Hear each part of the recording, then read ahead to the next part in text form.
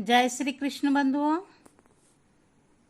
प्रभु मुझे सहारा है, प्रभु मुझे सहारा है तेरा, जग के पालनहार।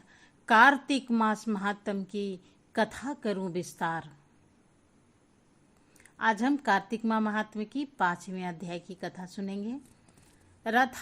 राजा पृथु बोले, हे नारद जी, आपने कार्तिक मास में स्नान का फल कहा, अब अन्य मासों में विधि पूर्वक स्नान करने की विधि, नियम और उद्यापन की विधि भी बतलाइए।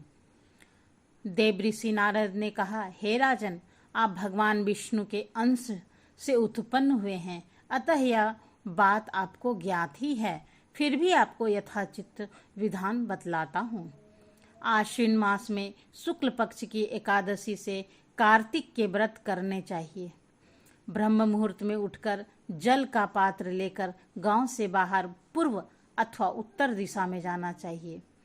दिन में या सायंकाल में कान में जनेऊ चढ़ाकर, पृथ्वी पर घास बिछाकर, सिर को वस्त्र से ढककर, मुंह को भली भांति बंद करके, थूक व सांस को रोककर मल व मूत्र का त्याग करना चाहिए।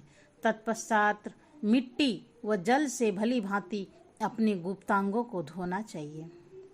उसके बाद जो मनुष्य मुख शुद्धि नहीं करता, उसे किसी भी मंत्र का फल प्राप्त नहीं होता है।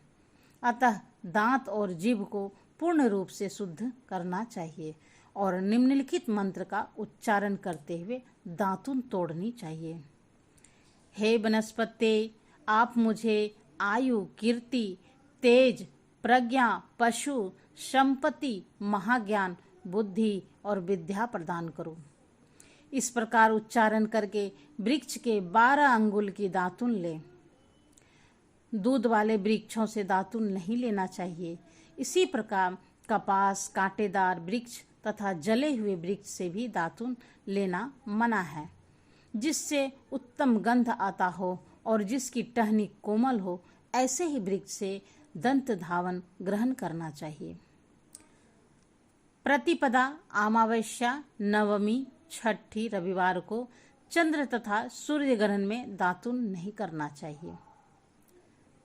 तत्पश्चात भली भांति स्नान करके फूलमाला, चंदन और पान आदि पूजा की सामग्री लेकर प्रसन्न चित्त और भक्ति पूर्वक शिवालय में जाकर सभी देवी देवताओं की अर्घ, आचमन आदि वस्तुओं से पृथक पृथक पूजा करके प्रार्थना एवं प्रणाम करना चाहिए।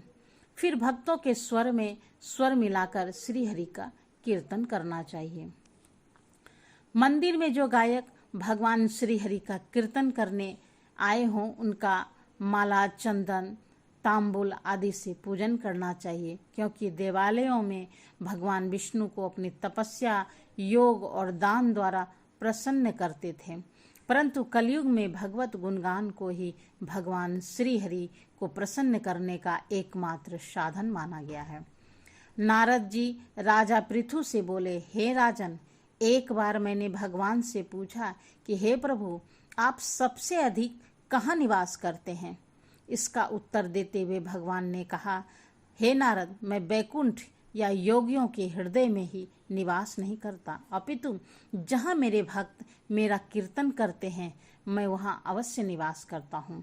जो मनुष्य चंदन माला आदि से मेरे भक्तों का पूजन करते हैं, उनसे मेरी ऐसी प्रीति होती है जैसे कि मेरे पूजन से भी नहीं हो सकती। नारद जी ने फिर कहा, शिरीष, धतुरा, गिरजा, चमेली, केसर, कंदार और कटहल के फूलों व चावलों से भगवान विष्णु की पूजा नहीं करना चाहिए। अड़हल कंद, गिरीश, जूही, मालती और केवड़ा के पुष्पों से भगवान शंकर की पूजा नहीं करना चाहिए।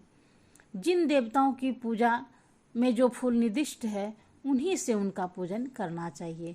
पूजन समाप्ति के बाद भगवान से क्षमा प्रार्थना करनी चाहिए, यथा, हे सुरेश्वर, हे देव, न मंत्र जानता हूँ न क्रिया, मैं भक्ति में भी हीन हूँ।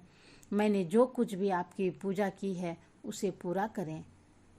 ऐसी प्रार्थना करने के पश्चात साष्टांग प्रणाम करके भगवत कीर्तन करना चाहिए। श्री हरि की कथा सुननी चाहिए और प्रसाद ग्रहण करना चाहिए।